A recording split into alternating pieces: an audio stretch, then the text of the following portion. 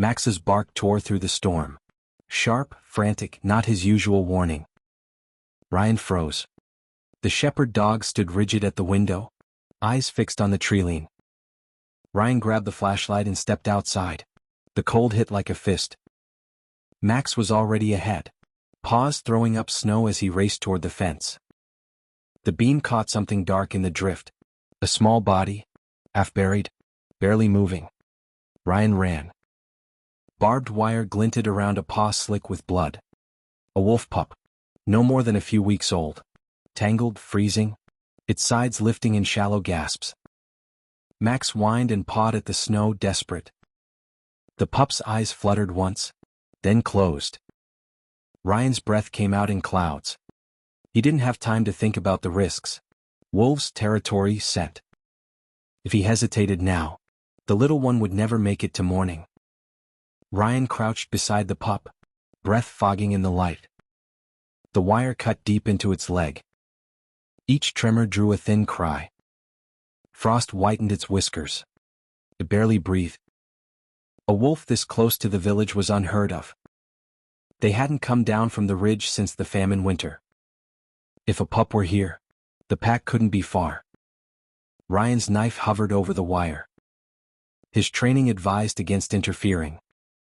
Wolves remember scent. Once you touch one, you're part of their story. Prey or threat, never neutral. But Max was already nosing the pup's fur, whining low, refusing to back away. That sound, a plea and a promise, cracked something inside Ryan. He exhaled, steeled his hands. "All right, boy," he whispered. "We save him." Ryan dropped to his knees, snow biting through denim. The flashlight flickered as the wind shoved against his back. His fingers were already stiff with cold. The wire was twisted deep, half buried in ice. When he slid the knife under, the metal screeched. The pup jerked, a weak cry catching in its throat. "Easy. Hold on, little one," he murmured. The blade slipped. He cursed softly, repositioned. Blood, thin and dark, welled against the white fur. Each breath burned his lungs. Max paced in tight circles, nose low, whining. Every time Ryan paused, the dog nudged his shoulder as if to say, "Don't stop now." It took longer than he thought. Each strand had to be pried loose, bent, twisted free. His hands shook, half from cold, half from fear of doing it wrong. When the last wire finally snapped, the sound was sharp and clean. The pup collapsed into his palms, limp, trembling, alive. He wrapped it in his coat, pressed it to his chest, and ran for the cabin. Inside, warmth and firelight hit him like rescue. He cleared a space near the flames and laid the pup gently on an old blanket. Its leg was raw where the wire had bitten in, the skin rubbed sore from the cold and strain. Ryan worked fast, heating water in a pan, rinsing away mud and grit until the wound showed clean. The smell of iron filled the air. The pup twitched once under his hands, a faint cry breaking from its throat. "Easy," he murmured. "You're safe now." Max settled beside the pup and wouldn't move. When Ryan tried to pull him away, Max growled. Not anger, a warning. So he let him stay. They watched the pup's sides rise and fall in uneven rhythm. Hours passed. Ryan stitched the wound, wrapped it in gauze, pulled the coat around its body, and fed it drops of water. Outside, the wind battered the cabin. Inside, the fire crackled, the only heartbeat in the storm. Near dawn, the pup stirred and opened its eyes.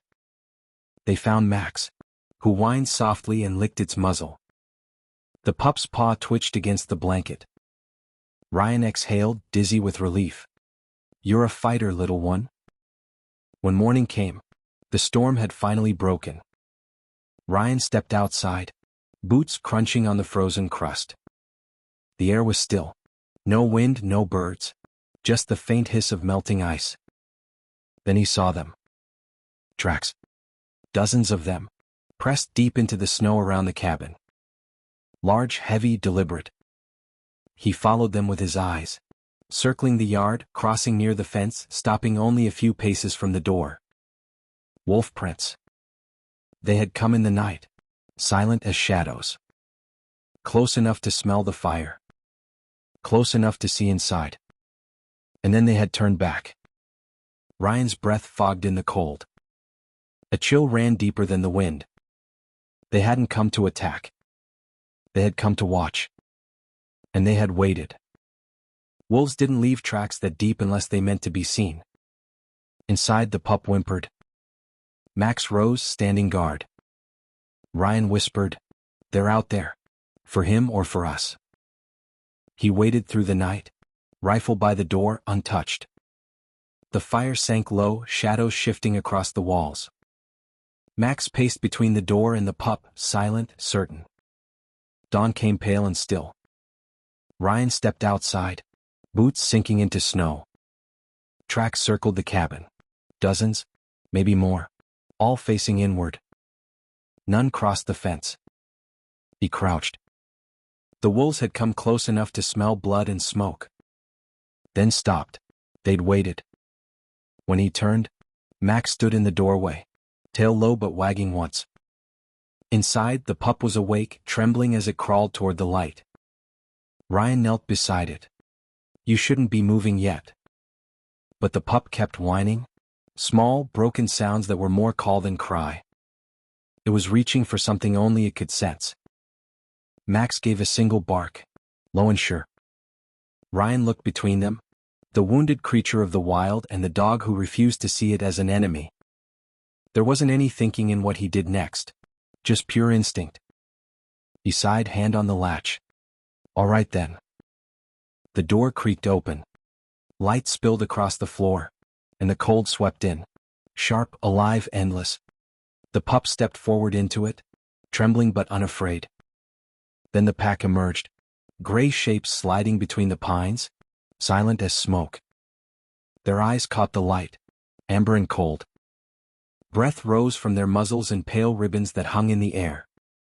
At the front stood the alpha, tall, one eye scarred, her coat silvered with frost. She stopped at the edge of the clearing and watched. The pup stood in the doorway, trembling, caught between two worlds. Its paw sank into the snow. It looked back once at Jake, then at Max. "Go on," Jake whispered. "She's waiting." The pup whimpered and limped forward, one step then another. The pack stayed still. The alpha tilted her head, waiting. Halfway across, the pup stumbled. Max barked once, low and steady. The sound bridged the distance. The pup lifted its head and kept moving. At last, it reached the alpha. She lowered her muzzle, breathed in its scent, and pressed her nose to its neck. The pup sagged against her, trembling, not from fear but recognition. For a moment, the world held still. Then the alpha looked at Jake and Max, eyes wild, clear, and almost grateful. Max stepped forward, tail low but steady.